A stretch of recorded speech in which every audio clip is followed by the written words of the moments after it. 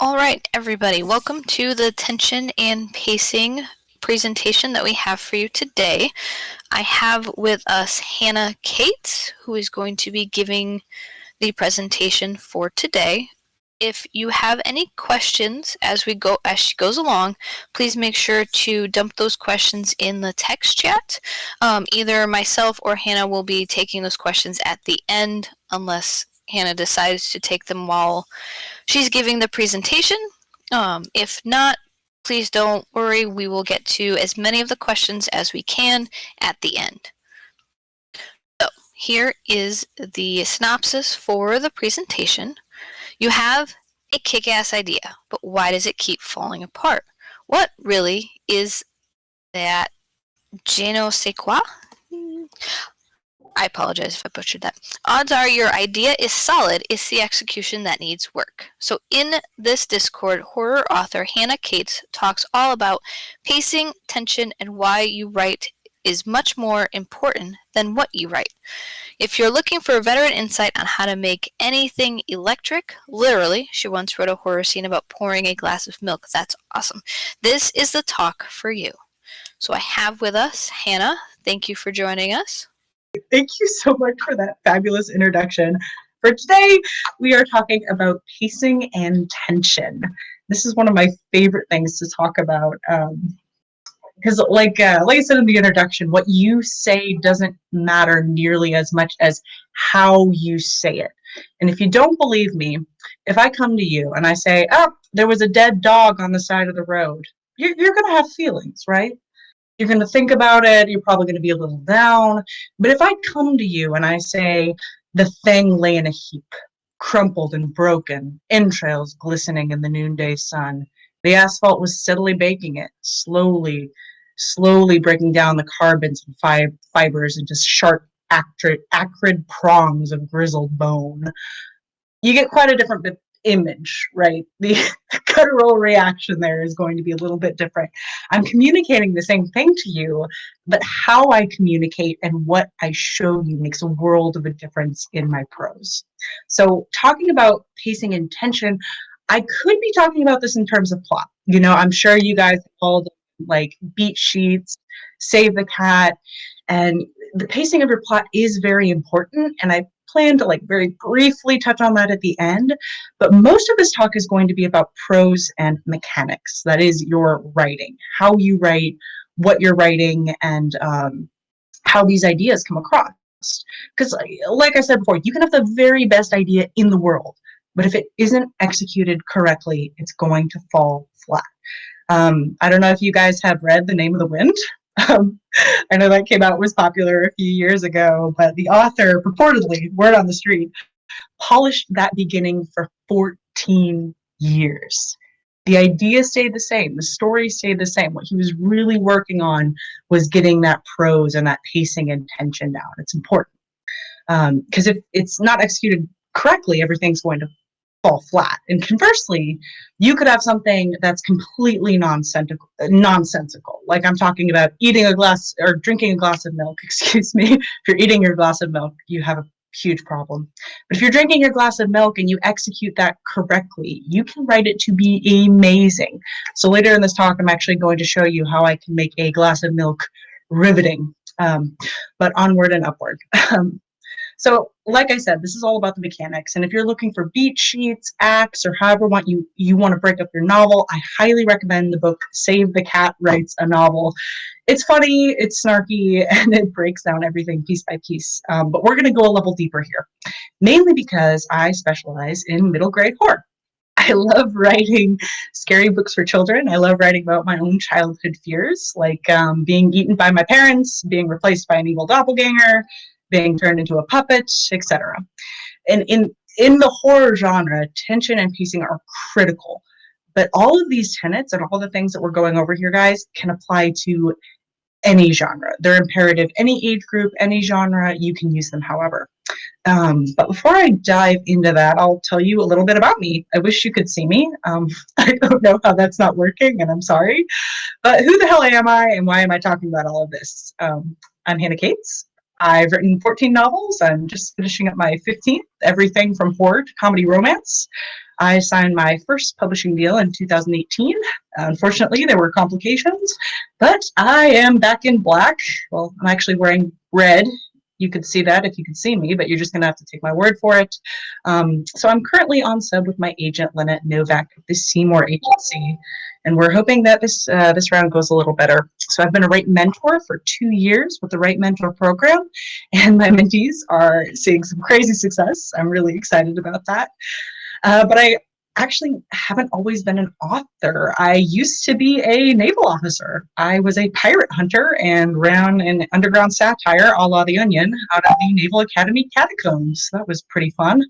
I went on to write some war strategy for the Pentagon, got out of the Navy in a huff, became a roving vagabond, ran away to France, and since then I've been a nanny, a ghost tour guide, a songwriter, and a professional dog sitter. So nowadays, I am the chief copywriter and editor for a consulting company called Auxilium Virtual. We specialize in course and membership creation, strategy and launching. Super boring, but I really do love my job, and it also pays me in real money rather than sparkles. So that's a good time. So right now, I live between Florida, Tennessee, and North Carolina. I'm hoping to move over to Japan for a little bit when this pandemic ends, but no matter where I am, I've always got my familiar Princess Mononoke. Again, if I had my stupid camera, you could see her. She's the most beautiful kitty ever. And I also have my corgi here, Bilbo Handsome Pants. So if you want to find out more about me, I do have a website. You'll have to forgive me. It's also under construction because you can see how good I am at tech. That's authorhannacates.com. And you can always find me at my Twitter handle. That's at HannahCates1. So that's me. I write things and I wear a purple witch hat. Just have that in your imagination. But enough about me. We're going to dive into pacing. What really got me on this discussion and got me really passionate about pacing, that should be a tagline, passionate about pacing, was actually a friend of mine, a good friend, author and editor, Maggie Schill. She once told me that horror is the dance of tensioning and loosening. I don't really like the word loosening. I think it's awkward and gangly. The French word for loosening is détendre, easing, letting go. Tendre et détendre. I really wish we had such a beautiful word in English. So if horror is the dance of tension and détendre, that's also true of any genre, just at a different pace. There's a tightening, there's a rise of action, and then there's a loosening, an easing of what's going on, an easing in your characters' lives. If you stay too tense, your audience is going to get wigged out. I don't know if you guys have seen the John Wick movies, but I think they're really boring. Forgive me for saying that, like hashtag unpopular opinion, but it's always like so tense. There's always killing, killing, killing, bang, bang, bang, bang, bang. And the problem is, if everything is tense, then nothing is tense in comparison. And vice versa, if everything is so loosey-goosey, nothing really matters. You're not packing any punches. There's no tension. There's nothing driving that rail of your plot, and it all boils down into mush. Have you ever seen a movie where you watch the whole thing and then you're like, wait a minute, what actually just happened? There's nothing that stands out. The pacing is off. So stories, genres, lives, they all have different rhythms. Every day has a different rhythm. Humans have different rhythms. Think about a situation where you were very present in the moment. Is there a time, maybe at the birth of a child, or even something horrible, something traumatic, or something very pleasant, where you felt like you were fully immersed in that moment? Your mind was there, you were present, you weren't thinking about anything else. Can you remember each and every snapshot of that moment? Were you hypervigilant? Were your senses heightened? What was happening in your body? How was your posture? How did you speak? Were you aware of your body, your heart, your own thoughts? I'm going to go to a fun example. Recently, I got to see my brothers and sisters, and I come from a warren of siblings. So when my brothers and sisters, when we all get together, it's kind of an event. We got together on the anniversary of my father's death, actually, and after visiting the cemetery, we went ahead and lit up a bonfire, drank whiskey, and smoked cigars, because that's what Dad would have done. And we were exchanging funny stories about my dad. And looking back at that moment, it's kind of blurred together. but the details I remember are very particular. I remember the coziness of the stories. I remember the warmth. Maybe not exactly everything that we said. Nothing was particularly poignant, but just being there and enjoying it and how the time seemed to fly by.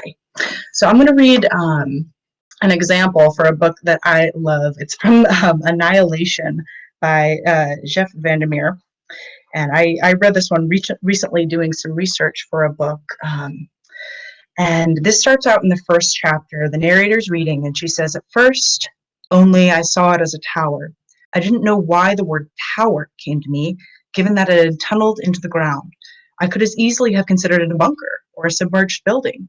Yet as soon as I saw the staircase, I remembered the lighthouse on the coast and had a sudden vision of the last expedition drifting off, one by one, and someone thereafter, the ground shifting in a uniform and pre-planned way to leave the lighthouse standing where it had always been, but depositing this underground part of it inland. I saw this in vast and intricate detail as we all stood there, and looking back, I mark it as the first irrational thought I had once we had reached our destination." So I love that passage from the narrator's deep POV because it's her observation. If any of you know anything about the story, I don't want to spoil it because it's a really good book. You guys should read it if you can. She's calm, she's cool, she's collected. She's taking in her surroundings very carefully. And there at the end, there's like a twinge of tension because she's sensing it as an irrational thought, but she's only doing one thing. She's just looking at this quote unquote tower or this bunker, but you have this very long, lethargic stream of thought that really lulls us into the details. So, in contrast, I want you to think of a different sort of situation in your own life. Take a moment. I want you to think of a moment in your life that was full of panic or fear and excitement. This doesn't have to be necessarily negative, but what comes up for me is very negative. I remember the detectives showing up at my mother's house to tell us about my father's suicide. It was a very powerful moment in my life, and I remember every detail of it so clearly. I remember my heart just crunching in my chest like wadded tin.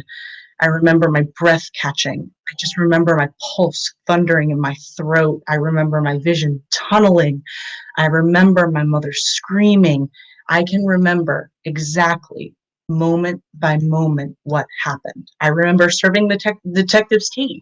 I remember that it was peach ginger tea. I remember the color of the carpet. Instead of this long, comfortable evening that I was talking about before with my siblings, I get these short, sharp bursts of memory, a smell, a sound, a thought. All of it seems so powerful, like I was just being punched again and again and again. I'm going to turn back to Annihilation, and now I'm kind of at the back of it. This is on page 176. I'm not sure what this edition is, but this is kind of towards the end, and I'm not going to give you guys any spoilers, but we read that first part about the bunker. I'm going to share with you another paragraph. The author writes, or the narrator rather, "As I adjusted to the light, the crawler kept changing at a lightning pace, as if to mock my ability to comprehend it. It was a figure within a series of refracted panels of glass. It was a series of layers in the shape of an archway. It was a great slug-like monster ringed by satellites of even odder creatures. It was a glistening star. My eyes kept glancing off of it, as if the optic nerve was not enough." This is a moment where the narrator is running for her life. Can you hear the changes in this paragraph from the first one? Pace is different. The sentences are shorter. What she's noticing changes. The rhythm of her mind and her thoughts changes.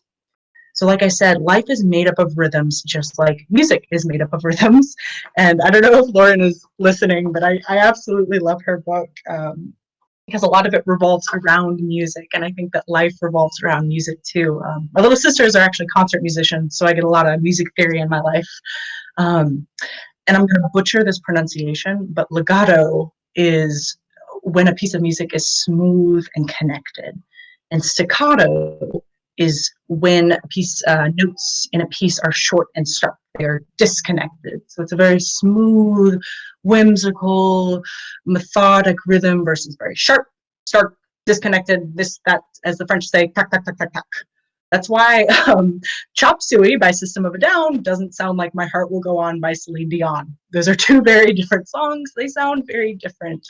One is short, tense, and fast-paced. You listen to Chop Suey, you're like me. I'm jamming out by myself in my car. My blood gets going. I'm getting tense. I'm getting a little angry. I'm getting a little defiant. You know, my punk self is coming back, and I want to set something on fire.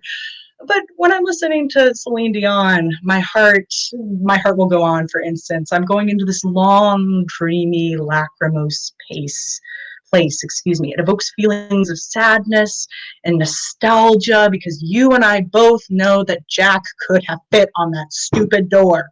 And whenever I hear that beautiful music, I feel that every time. That sadness, the nostalgia for the movie. So, in terms of how to translate these life rhythms into your writing, the number one question I get from my mentees is, where do I put the tension, and how do I know where to put it? My answer to that is to listen to your own body and then ask your character. You have to find your own balance, which means that you have to find your character's balance. And in order to do that, we need to talk a little something called deep POV. I first learned about deep POV when I was working for Blaze Publishing in 2017. My editor told me that I needed to do more deep POV in my book, and I had no idea what the hell she was talking about.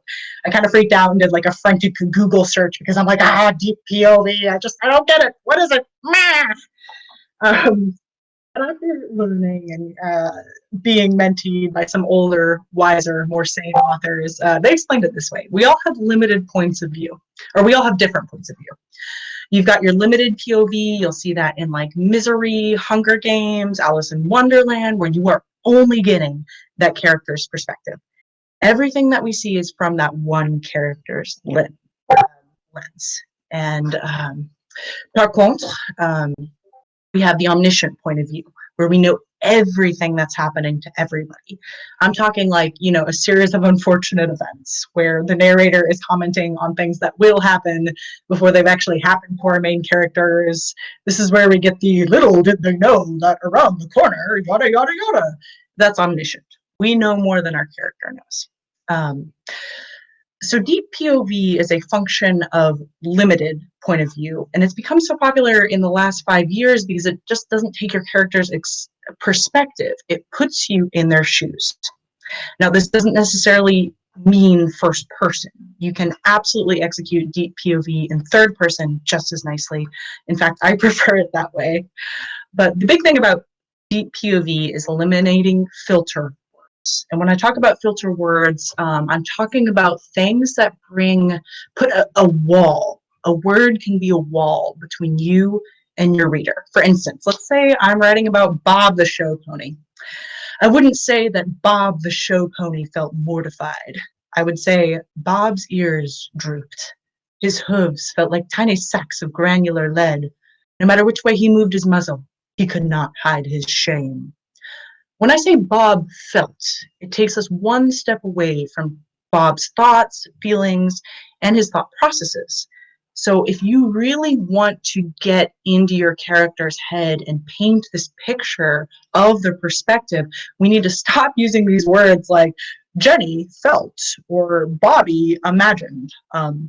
Instead, show us that. Don't tell us. We want to look for words like thought, felt, knew, wished. And I'm not saying, guys, those words aren't evil. I'm not saying don't ever use those words. But if you're really working in deep POV, instead of just telling us about those emotions and those feelings, you can show them. So instead of Bob knew that mean old farmer McHuggins would be standing guard at the cabbage patch, I could say that sweaty old bastard was sure to be guarding the cabbage patch for sure. We eliminate the Bob knew from the first sentence. We eliminate the Bob felt, Bob wondered. If we're in Bob's head, we don't need words like these. Bob isn't thinking about what he's thinking. Bob the show pony just thinks. Similarly, your characters don't need to tell us what they're feeling or what they're thinking. They just need to feel and think. So, how can we use deep POV to build or release our tension? This is where I want you to think about your own visceral reactions. I want you thinking mentally, psychologically, physically. If it's going on in your head, what's going on in your body? If a situation is tense, don't sit there and just tell me that the situation is tense. Show me how it's tense from your character's eyes. Are their palms sweating? Is their heart pitter-pattering in their throat? Does their vision swim? Does their voice croak? This is how you show and not tell in deep POV. Now remember though, everybody is different. Every character and every author is going to react differently. Your character might have anxiety, like I do, but what makes me anxious isn't what makes my friends anxious. But my friends always know I'm anxious because I'll start tapping my feet. I'm actually doing it right now because I don't like talking in front of people. I'll start tapping my feet, and if I'm in a social situation, I'll just get really quiet. My eyes will dart. I'll keep checking over my left shoulder without even realizing I'm doing it. I have all of these nervous tics that are very idiosyncratic for me. And it's the same thing with your character. So even if your character isn't conscious about what they're doing and why they're doing it, you can communicate those visceral emotions. And conversely, let's talk about de-stressing a situation. When you're calm, how does your dialogue change? How do your memories change? How does the way you hold your body change? One of my favorite examples of all time is Stephen King's The Shining. Aside with Misery, I think it's one of the finest examples of the détente dance. And I think what the movie, Kubrick's movie, just doesn't get is Jack's slow descension into insanity. Because at the beginning of the book, believe it or not, you wouldn't know by the Stanley Kubrick movie that Jack is actually sane. The hotel hasn't possessed him yet. Sorry, guys, spoiler alert. At the end of a Stephen King book, somebody's obsessed. Sorry, somebody's possessed, excuse me, and obsessed. But at the beginning, the hotel hasn't possessed him. He's very calm and he's very convincing. He's charmed and relaxed. He's charming even, and it shows. So I'm going to read you an excerpt here. This is page, oh gosh, what? I am in the Anchor Books edition. It's on page 170. Where Jack is being very charming and conversational. Jack says, that ought to be by the end of the week. What else have you got in that fine looking trunk, ma'am? Wendy grabbed his arm and pulled him back. No peeking. Some of that stuff is for you. Danny and I will take it in. You can get the milk. It's on the floor of the cab. That's all I am to you, Jack cried, clapping a hand to his forehead.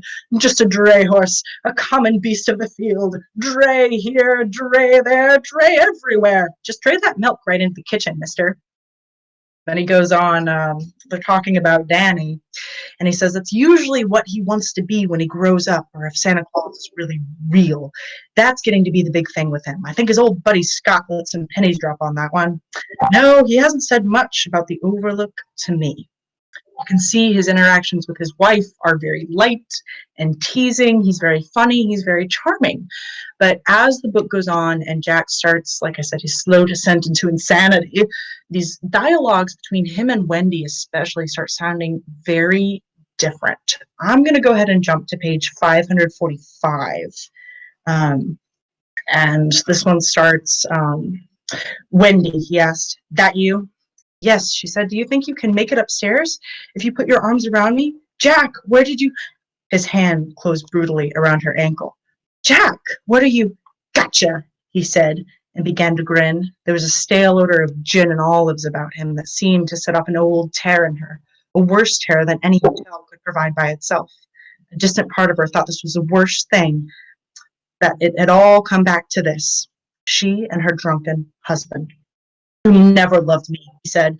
You want us to leave because you know that that'll be the end of me. Did you ever think about my responsibilities? No, I guess the fuck you didn't.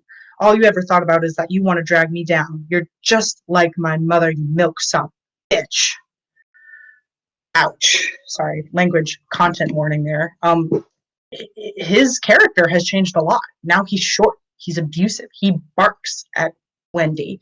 When you hear an angry dog bark at you, or if you're scared, I mean, some of you, if you have never been in a situation with a dog, I'm sorry, I'm not trying to demonize any dog, but if you come upon an animal that seems threatening, what happens? You tense up. You start to slowly back away. Your heart starts beating faster, and you feel like your stomach is dropping. Physiologically, that's actually the blood draining out of your stomach and into your limbs, because that blood is going to serve you better in your limbs because you are now ready to run. So that is your instinct kicking in. That's the adrenaline kicking in. What Stephen King does so beautifully in this book is he gets into deep POV with his dialogue. You can see just how tense Jack is. And Jack isn't running around saying, "Oh, I'm tense." You can hear it in the way he talks and with what he says. So deep POV and tension doesn't have to be just in dialogue. It can also be in description. It can be in an inner monologue or a stream of consciousness, whatever. All of these tenets are the same. Slowly and masterfully crafting tension starts with letting us taste that tension from each of the characters' senses. And like I said before, this isn't just for horror. Let's say that you're writing romance. This is where I wish I would have had my video again, because I was going to do my milk example. Let's say I'm writing a romance book about myself. And one of my sentences reads, "Hanna took a sip of milk." Sure, that's an action. It's mundane, but if it's important to the plot, you know, what the hell, it happens. Hanna drinks a sip of milk. And maybe you want to write it mundanely because the situation is, in fact, mundane. This is why we always hear about birds chirping and the golden rays of sunshine beaming down. These phrases, guys, they're designed to be mundane. They're designed to be trite and a little cornball. They put us at ease. They make us feel like, oh, this is just another unremarkable day. Now let's go back to the milk sipping. Let's say that I'm writing my romance and I want to spice things up. Let's say I want it to be a sexy milk drinking scene. She lifted the crystalline glass, her long, dark fingernails tinkling against the dainty patterns. She sighed, long and wistful, the glass halfway to her perfectly pursed mouth. If only I had a cookie. She licked her lips, top then bottom. Her green eyes blazed, an electric tremble racked her shoulders. With a nod of her chin, she tipped it back. Every swallow, every gulp chased ripples down the supple skin of her neck. Cold, creamy, delicious. I'm done now. I swear to God, I'm done. But what makes milk drinking so erotic? Bad puns, definitely, but also tension.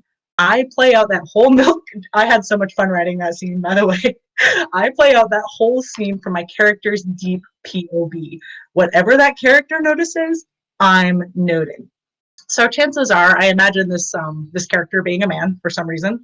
Chances are, if he's watching a woman seductively drink milk, he's in it for something. He probably has, an ulterior motive. What kinds of things is he going to notice? He's going to notice her nails. He's going to notice her lips. He's going to notice her throat. In this snippet, I walk my reader's gaze down her body, taking the same path my lascivious character's eyes would take. I don't just say, "Oh, he watched her drink the milk and it was really sexy and now he's getting exciting." We walk our reader through how this feels. We build that tension. We build up the excitement. And this is why I say, you guys, you can make literally anything tense so long as you write tense. And how do you write tense? Think about what happens when you get tense. Your sentences shorten. Your senses sharpen. You start to home in on very specific things. So maybe your head starts to whirl, or maybe your mind tunnels. Totally depends on the situation. Totally depends on the person. That's why I say it's very useful to pay attention in your own life. What kinds of things happen to you when you're feeling tension in your own day-to-day activities, or when you're feeling super relaxed in your own day-to-day activities? Conversely, how do you unwind that tension? Remember, not everything can be tense. We can't have nonstop action. We can't have nonstop sexy milk. Your tension and pacing come off better when you learn to wind them up and then conversely unwind them. Now, we can write that detension, détendre, in your work just as much as you can write that tension. Another one of my favorite examples is from the book Coraline. It's one of my favorite books. But if you guys are familiar with the story, you know it starts out that Coraline is super bored. This whole misadventure, Spider Woman, lost souls, mud people, whatever, starts out with this little girl being super duper bored. And what Neil Gaiman does is he does an amazing job of not just saying, oh, Coraline was bored out of her mind. He shows us through deep POV. Let's see, this is the Harper edition. I'm on page 4. What should I do? Asked Coraline. Read a book, said her mother. Watch a video. Play with your toys. Go and pester Miss Spink or Miss Forcible or the crazy old man upstairs. No, said Coraline. I don't want to do those things. I want to explore. I don't really mind what you do, said Coraline's mother, as long as you don't make a mess. Coraline went over to the window and watched the rain come down. It wasn't the kind of rain you could go out in. It was the other kind, the kind that threw itself down from the sky and splashed where it landed. It was the rain that meant business. And currently, its business was turning the garden into muddy, wet soup. Coraline had watched all the videos. She was bored with her toys and she'd read all of her books. She turned on the television. She went from channel to channel, but there was nothing on but men in suits talking about the stock market and talk shows. Eventually, she found something to watch. It was the last half of a natural history program about something called protective coloration. She watched animals, birds, and insects which disguised themselves as leaves or twigs or other animals to escape from things that could hurt them. She enjoyed it, but it ended too soon and was followed by a program about a cake factory. So, why does Gaiman include all of these mundane details? Well, we can see, those of us who know the story kind of know about the animal stuff and how that's a little bit of foreshadowing, but all the rest of it, why do we care about the cake factory and what Coraline is doing when she's bored? These details aren't essential to the story, but they do lull you into a sense of ease. These mundane details are showing you her boredom. The sentences are long, they're strung out, they're lackadaisical. They get you itching for something to happen. So when that something finally does happen, bam, you're ready. This is the beauty of expert pacing. No, you can't just write pages and pages of long, lethargic, lazy sentences to make up for an insane battle scene, nor does good writing equal fast-paced writing. I'm going to say this again. Good writing does not equal fast-paced writing. It equals well-paced writing.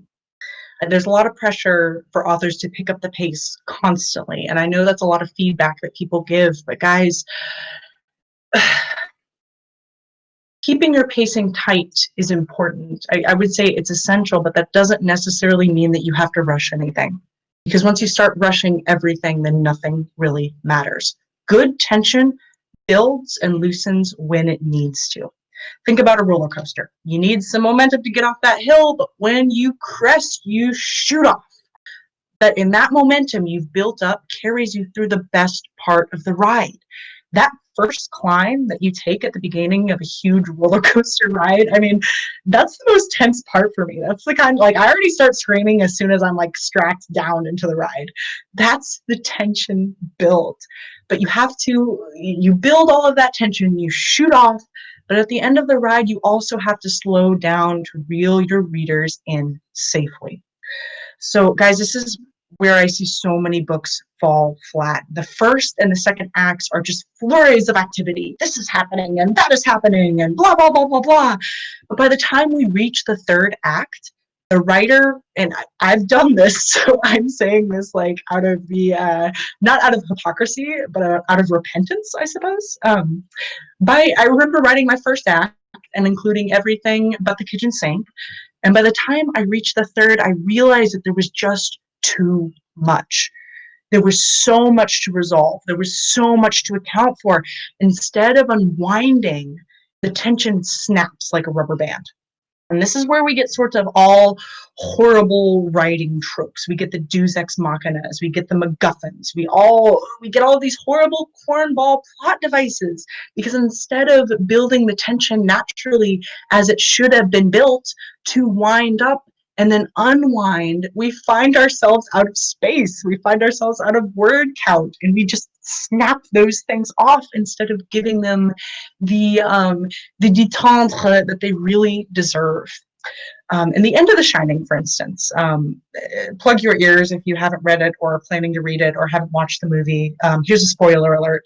In the end of The Shining, the boiler blows up, right? I'm talking about the book here, not the movie. And it is so satisfying because Stephen King spent the entire book building up the tension around the boiler.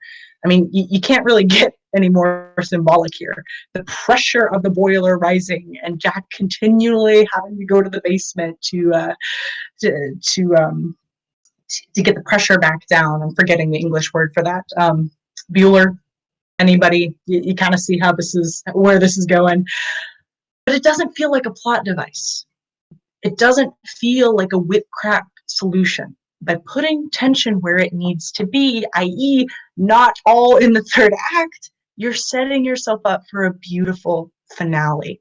And conversely, if you're not building any tension, let's say that you snap off all your tension in Act 2 and there's nothing in Act 3, well, your book is boring.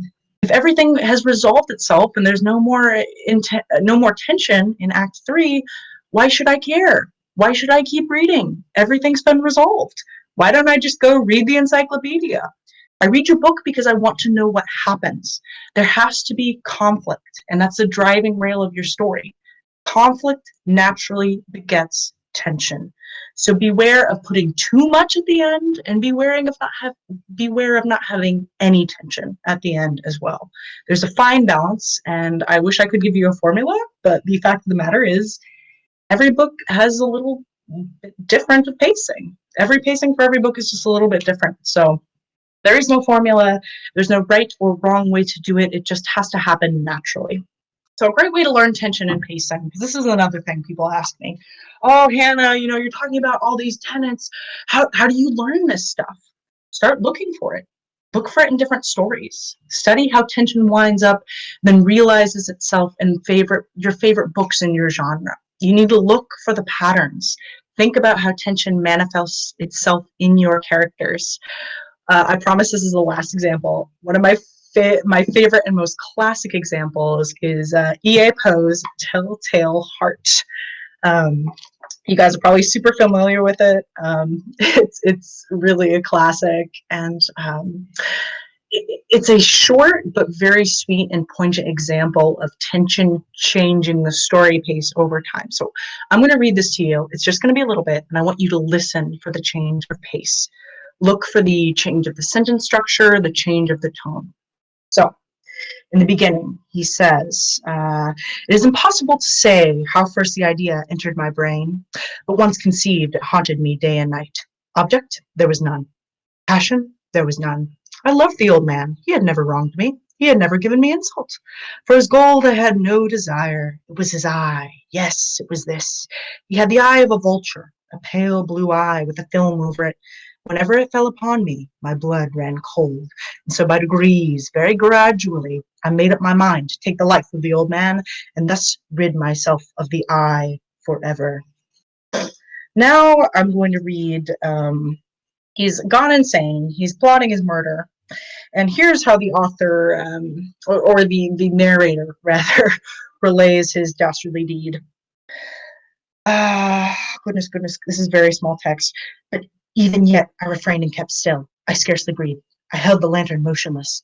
I tried how steadily I could maintain the ray upon the eve. Meantime, the hellish tattoo of the heart increased. It grew quicker and quicker, and louder every instant. The old man's terror must have been extreme.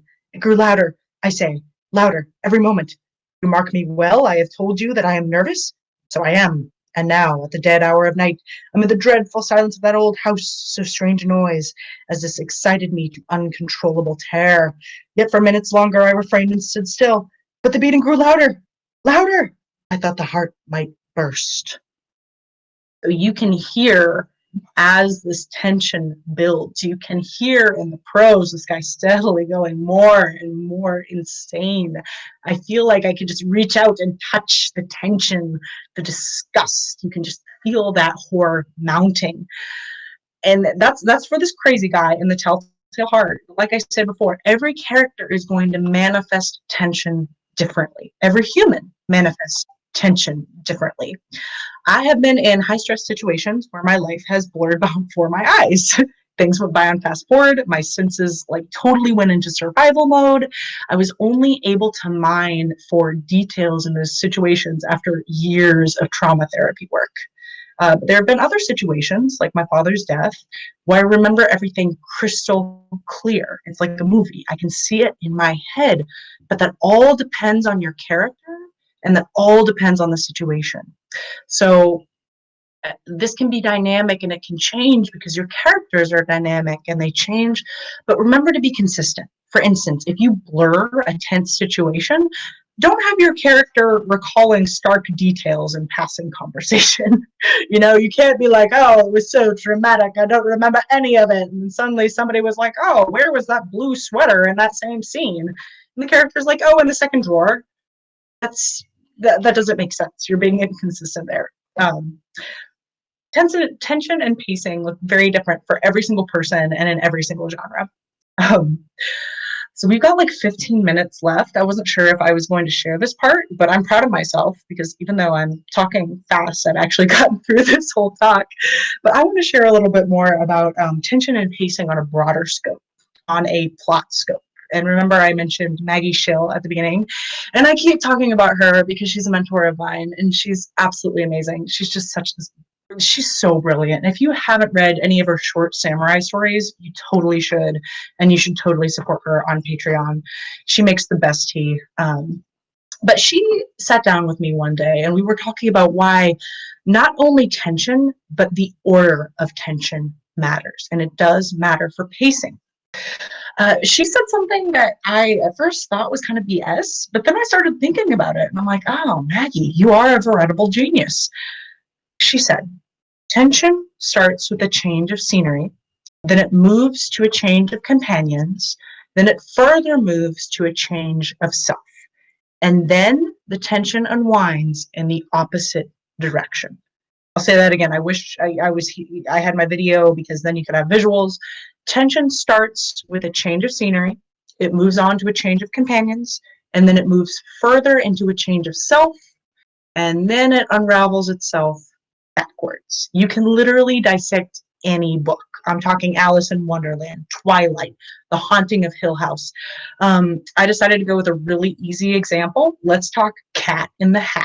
And I'm not talking about that horrendous, slightly creepy movie. Let's just go with like the children's book. The book starts out and the kids are stuck inside, right? It's a rainy day. They can't come home to play, or go out to play, excuse me. Sure, their home isn't new, but there's tension because they're not in the setting that they would normally be. They're inside when they should be outside. There's a change. It's uncomfortable and it's left them feeling bored. So there's a change in scenery. And in walks the Cat in the Hat. And we have a change of cast all of a sudden.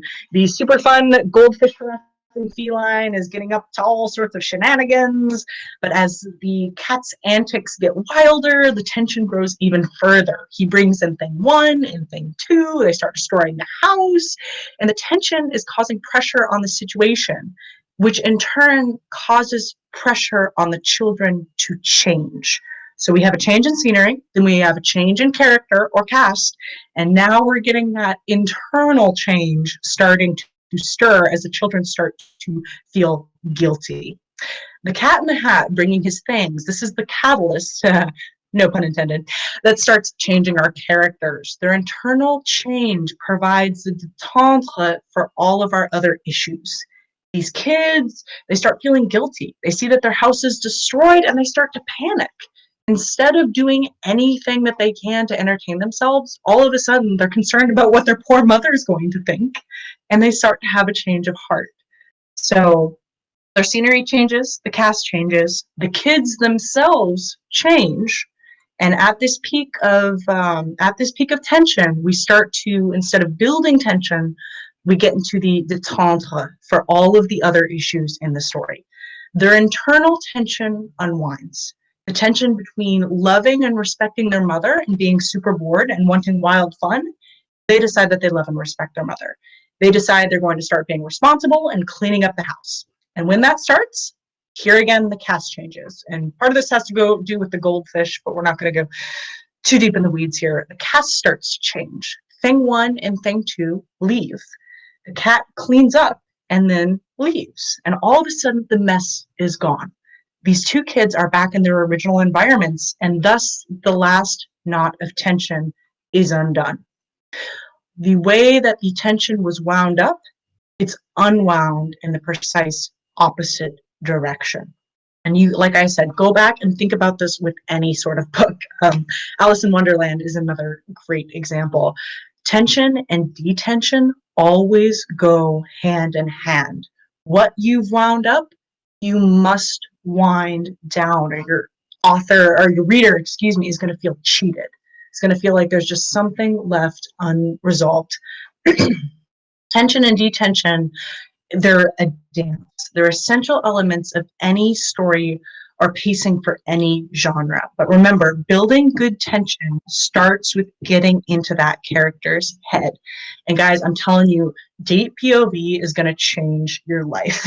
Deep POV is a great guide. Instead of just telling your readers what's happening, it invites you to go a little deeper and to show them. And loosening that tension is going to follow, remember, the same pattern as winding it up. So, goodness, I did end early. Look at me. Oh my goodness.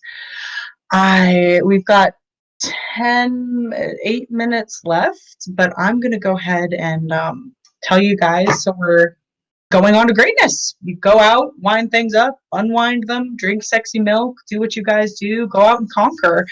Thank you so much for bearing with me through my incompetency and not knowing how to turn on my camera, and through teaching this lesson. If you have any questions, I'm actually going to be hanging out in the group, and I actually do know how to type, so I will be there for you guys, and I will be answering. But if you enjoyed, you can always too.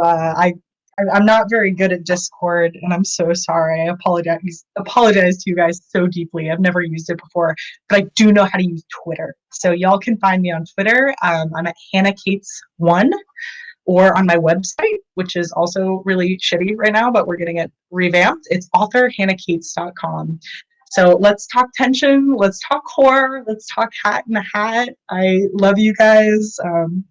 You've been an awesome audience, and I want to again thank the Right Hive people for having me, and especially to Lauren and Jerza for working with me through all of my inabilities to connect with my camera. I'm going to go ahead and head over to the discussion group, and I hope to see you guys there. Thank you.